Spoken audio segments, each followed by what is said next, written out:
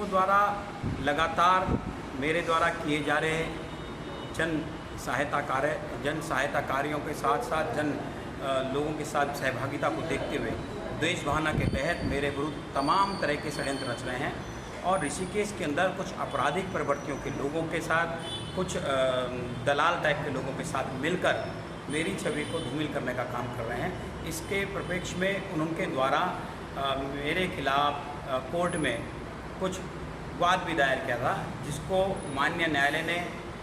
निचले स्तर पर भी खारिज किया और अपर प्रथम न्यायालय ऋषिकेश ने भी उसको खारिज करने का काम किया और स्पष्ट बताया कि सच की हमेशा जीत होती है। और आज जो हमारी प्रेस वार्ता थी इसी विषय में थी। ऋषिकेश वालों से मेरी आग्रह है कि इस तरह के आपराधिक प्रवृत्तियों के व्यक्तियों के खिलाफ एकजुट होकर खड़े हुए, जो आम और असहाय लोगों को परेशान कर उनका उत्पीड़न करने का काम कर रहे हैं, ऐसे लोगों के खिलाफ हम सब लोगों को एकजुट होकर खड़ा होना चाहिए। सर, वो कौन लोग हैं जो इस तरह के काम कर रहे हैं और आपको खामखा क्या वजह है कि आपको वो आरोपित कर रहे हैं या आपके खिलाफ कोर्ट में जा रहे हैं? देखिए, हम लोग हैं सामाजिक लोग और समाज में अगर कोई व्यक्ति को कोई परेशानी होती है तो वो सामाजिक लोगों में, राजनीतिक लोगों के पास जाकर मदद मांगने लगता है। इसी प्रकार चंदेश्वर मार्ग पर स्थित एक भूखंड है जिस पे 40 वर्षों से ज़्यादा लोग काबिज किराएदार थे, तो वहाँ पर कुछ लोगों के द्वारा उनके आगे उनका मार्ग अवरुद्ध कर, उनका रास्ता बंद कर उनको डरा धमका कर कुछ लोगों को तो निकाला गया है, बेदखल कर दिया गया, डरा धमका कर कुछ लोगों को प्रयास किया जा रहा है। तो उनके माध्यम से हम पुलिस की शरण में गए और पुलिस को बुलाकर उनका जो अतिक्रमण था तो पुलिस ने उनको उनके सामने उनसे कहकर वो अतिक्रमण, उनका जो रास्ता बंद किया था उन लोगों के से ही जिन्होंने किया गया था उनसे ही कहा इसे हटाया जाए, तो पुलिस ने उसको हटवाया।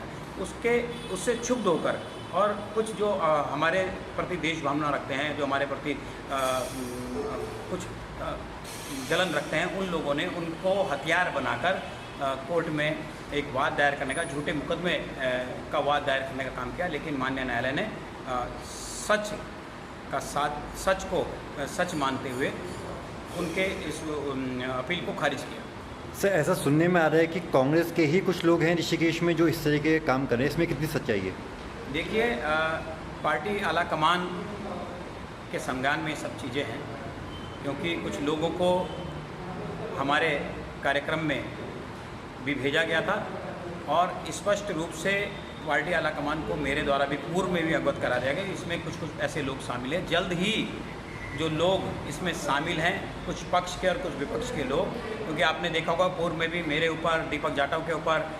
झूठे मुकदमे इनके द्वारा करवाए गए और मुझे लगता है कि भविष्य में भी इस तरह के मुकदमे ये करवा सकते हैं। तो मैं कभी भी झूठे मुकदमों से डरने वाला नहीं हूँ और जल्द ही